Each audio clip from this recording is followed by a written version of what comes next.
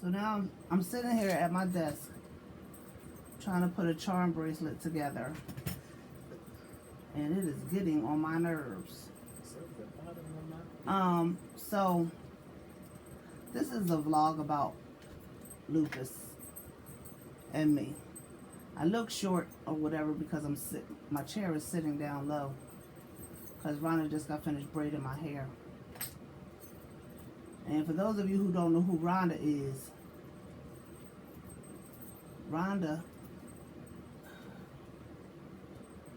my aide. She's my aide.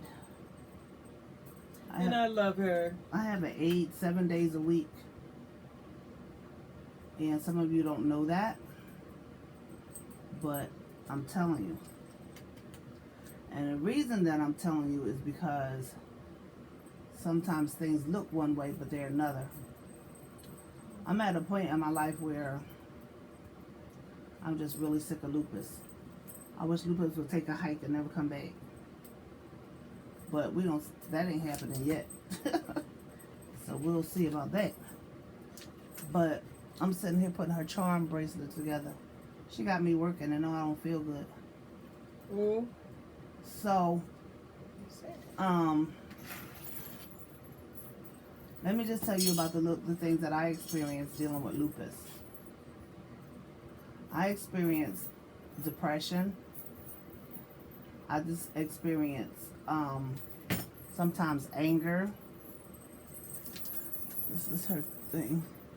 Sometimes I just don't feel like being bothered. These are her 3 bracelets that she forced me to make. And I just love her. Lupus is just not something I would wish on anybody. And at one point in my life, I used to question God and say, God, my mother had 13 children. Why I'm the only one with lupus? I never got an answer. Probably don't need an answer. But it's just something that I have to go through. And now I'm at the point that I believe that I could be an inspiration to people and let them know that, you know, with God, you can go through things. It might not be what you want to go through, but since you got to go through, just let God use it for His glory. I know that my life has been a testimony to people because when I used to do radio, people used to always say, oh, I love your voice. I love your voice. And then when I tell them I have lupus, they be like, no, you don't even sound like you have anything wrong with you. Your voice is great. Well, my voice don't have lupus. Every day for me is a struggle. The struggle is getting worse. And sometimes I think about my demise, when I'm going to die, how I'm going to die. But that's normal for people to think about stuff like that. I do. But I really think about it sometimes, and as my condition worsens, I think about it more. Because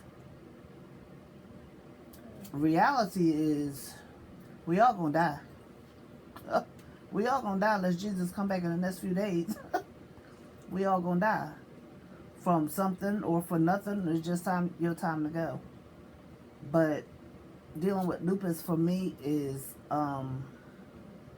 becoming a struggle. The reason why I have an aide is because I need help. So it's hard for me to stand at the sink and do dishes. It's hard for me to vacuum. It's hard for me to sweep. I try to go outside and sweep my porch or my yard. It hurts me so bad when I try to do those things. It hurts now when I get in the shower. When I'm trying to get in the shower, it's like I have to make a real decision. Do I want to take a shower today or I don't? And most of the time, I'm getting to the point where I just don't feel like taking a shower anymore because it's too much work for me to shower myself. And somebody might say, oh, you don't look like you're going through. I don't have to look like I'm going through it. I am going through it. And it's embarrassing. So if you guys hear noise in the background, that's my phone. And I just want to say that dealing with lupus is not fun. I have so many symptoms that I deal with now that are really disturbing to say the least. I have episodes of almost passing out, but not passing out.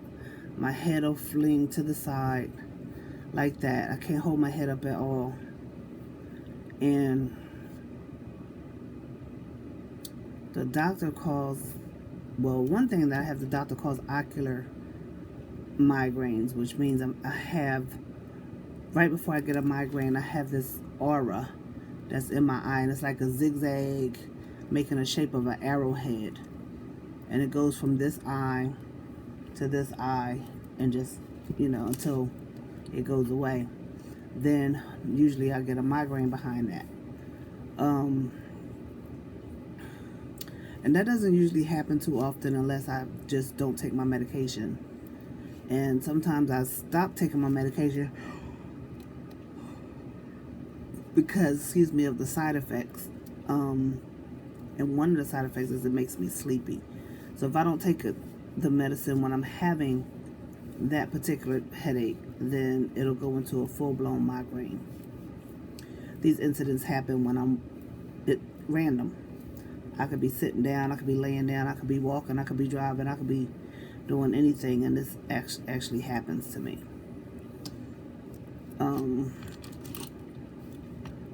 So with the ocular migraines, I can't see peripherally. I can't see anything on the side. And wherever the arrow is, I can't see. I can't look at anything that's in front of me. If it's here, I can't look at anything. If it's here, I can't look at anything over there. If it comes here, same thing. So wherever the arrow goes, it blocks my vision, basically.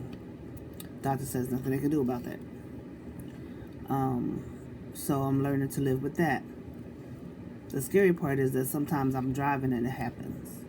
The last time I drove, it happened. I was 2 blocks from my house. So I was okay. And I've had it a few times when I've been out, but that's one of the things I deal with. Another thing I deal with is my bones being brittle. I have not had any broken bones, but I did speak to one of my doctors, and they said that my bones are brittle for being on steroids so long, and my bones could break any minute. Haven't had any broken bone issues, thank God.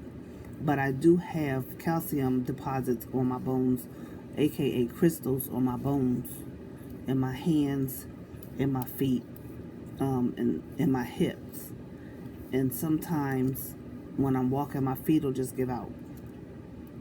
They'll just give out. No warning, no nothing. My hip will be in severe pain.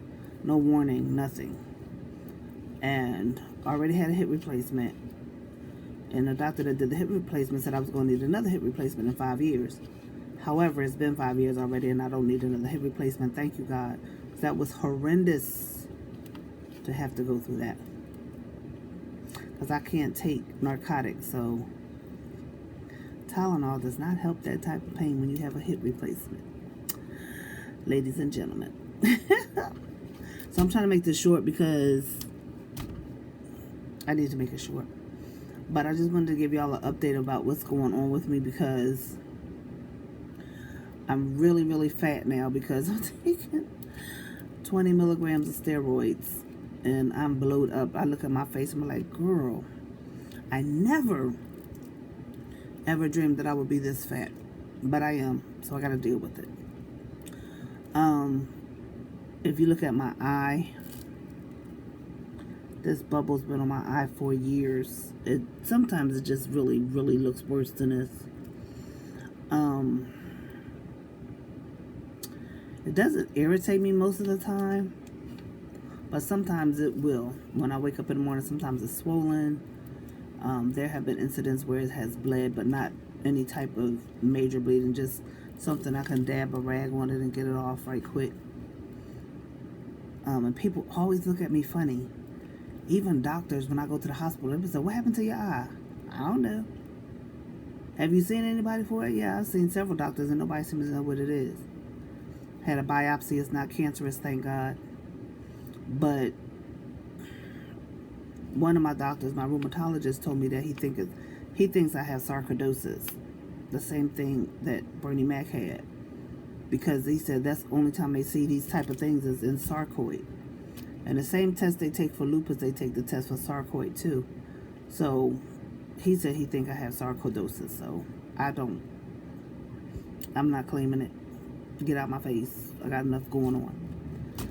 So that's what's going on with me. I do have a rollator. I do have a power wheelchair. And there are times when I go to the store, I cannot stand up. If I have to go to the post office, I cannot stand up. I have to take my rollator with me. If I would go somewhere, I just automatically put the rollator in the car because I didn't know if I was going to have to stand or whatever. But I try not to use it too much because it's embarrassing. I know I got to get over this pride, but I do use it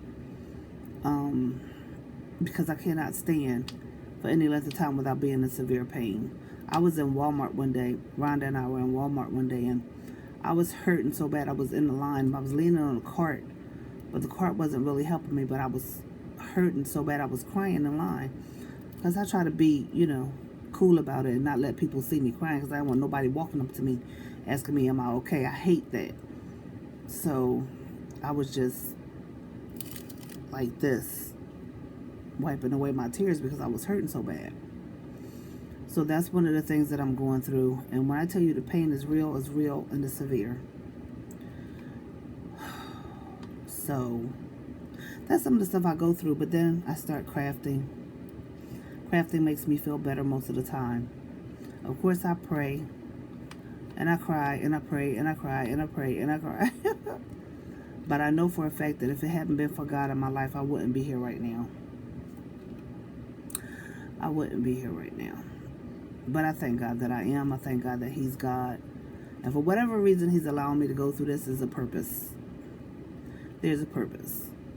So I'm saying all that to say to you, if you're going through something, trust God. Your problem might be worse than mine. And you might not want to hear me say trust God. Because I hate when people tell me that sometimes. I am trusting God. That's why I'm still here. But for real, trust God. Don't let anybody diminish your feelings about how you feel about what's going on in your body. People will try to say, well, you shouldn't feel that way. Don't tell me how to feel. Number one, don't tell me how to feel. Because this is my body and you're not in it. And you don't know how I feel. I hate when people do that. Ooh. But anyway, find something to make you happy if you can. And I believe God with you like I'm believing for myself that we'll both be healed on this side. Okay, y'all. We'll talk. Peace.